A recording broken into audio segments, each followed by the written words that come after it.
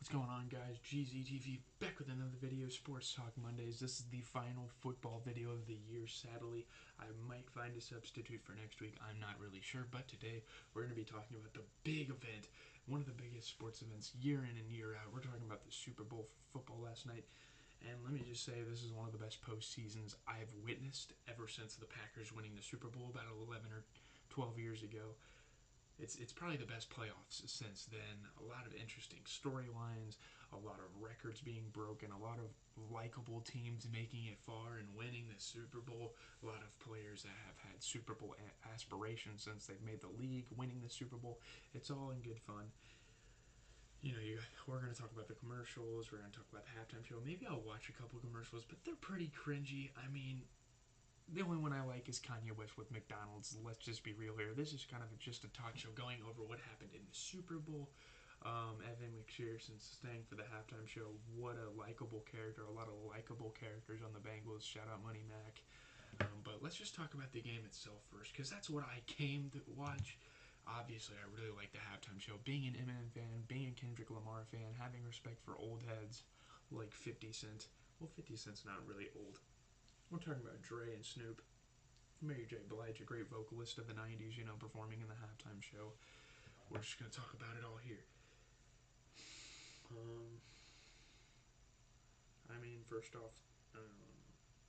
off, congratulations to Stafford and the Rams. Amazing game. Cooper Kupp's late touchdown lifts the Rams over the Bengals by 3 in the Super Bowl. It was a close game as well. We've had blowouts of Super Bowl games in the past. I made some Madden lines. Some of them won, some of them didn't. That's kind of how gambling goes. We will go over that for this week's episode of Road to Glory, Greatness. Aaron Donald, did he get Did he get robbed of the Super Bowl MVP trophy? That is definitely up for debate. He had an amazing game. Matthew Stafford came out there, made some mistakes. That's very characteristic of Matthew Stafford. And Joey Burrow having in his second year in the league, having an absolutely amazing, I think it was an amazing debut in the Super Bowl. He was 66% throw completion percentage. We're talking about 263 yards and 22 passes completed. Only one touchdown. Obviously, you needed more than that. You needed to get in the field goal range at the end of the game, and all of that. He didn't throw an interception all game. Stafford threw 2 more interceptions, and through 7 more pass attempts, he had 20 more yards. So you guys can do the math on that. I don't know. I think that Burrow had an amazing game. 26 to 40 for Stafford, though, 283. He had 3 touchdowns, obviously. Cooper Kupp is a big player on the field. 2 interceptions for Stafford. And, they were kind of costly, but at least they won the game. A lot of missed calls. A lot of fans complaining about the refs. You're going to get that with a Super Bowl game. The face mask on Jalen Ramsey. But, to be honest, the Rams got screwed way more than the Bengals did. That wasn't a hold on Cooper Kupp. Well, it doesn't have to be a jersey tug to be a holding call. And let me tell you guys, if you're hugging the most dominant receiver on the field, you're going to get a flag thrown on you, because you pretty much have to hug Cooper Kupp if you want to contain him. Odell Beckham, his heart was almost broken after getting a first-half injury, but obviously they ended up winning the Super Bowl. Von Miller's another Super Bowl champion. Matthew Stafford in his third or fourth playoff trip, I don't remember, he won a Super Bowl, so that's pretty memorable. The run game wasn't very memorable. Joe Mixon had a nice little 72-yard game, but Cam Akers just 21 yards when he has been really, really dominant throughout the playoffs. Hey, Rams won.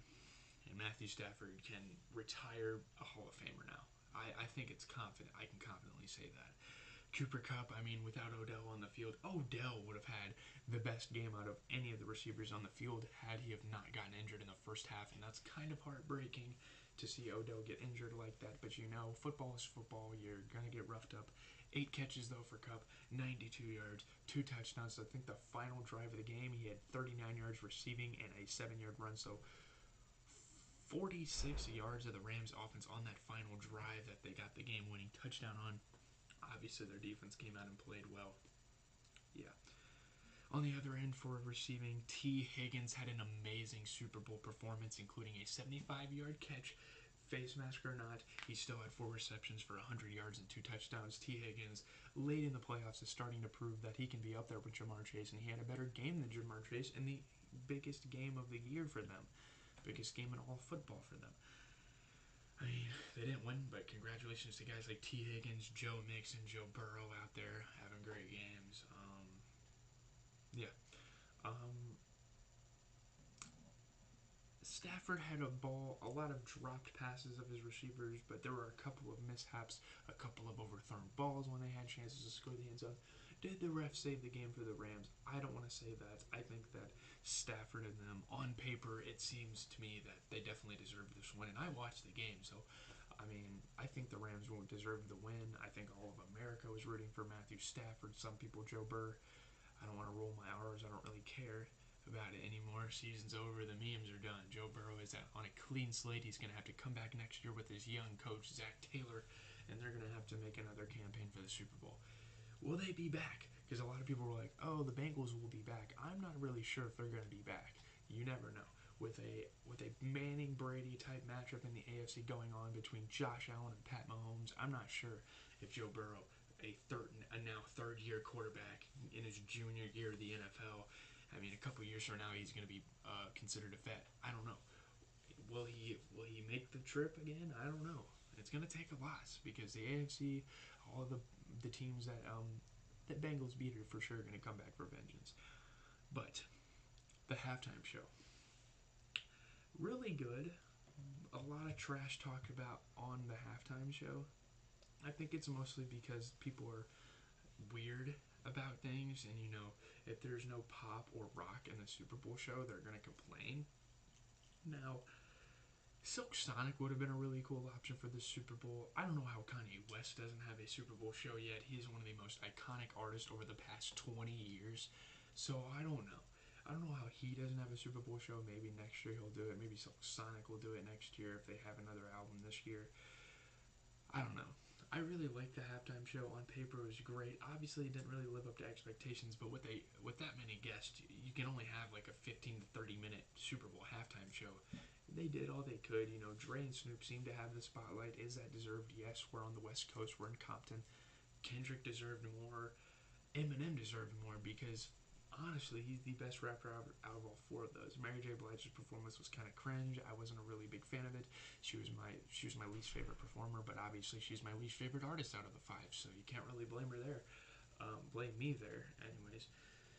Kendrick Lamar should have had more songs. I think Kendrick Lamar is like the best rapper recently out of these guys. Eminem all time is probably the best out of these guys, but Dre and Snoop are the most iconic on the West Coast, so I guess that's why they did it.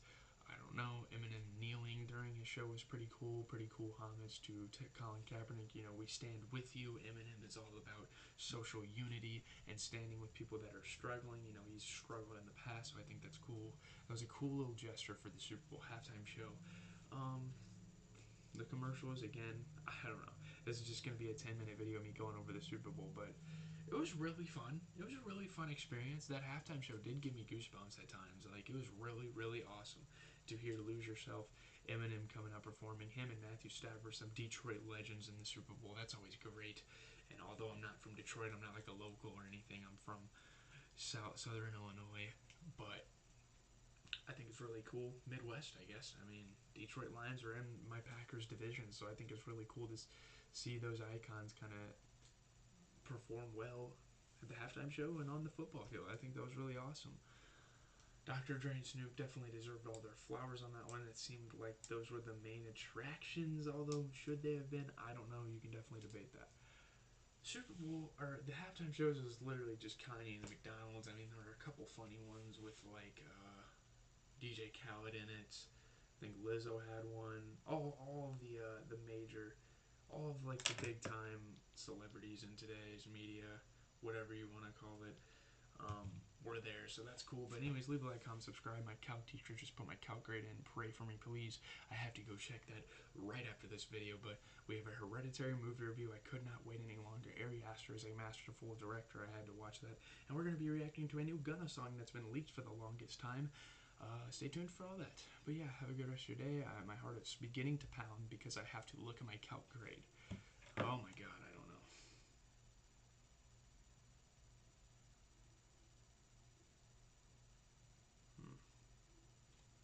Guys, I got an 81. I got a fucking 81. I got an 81. I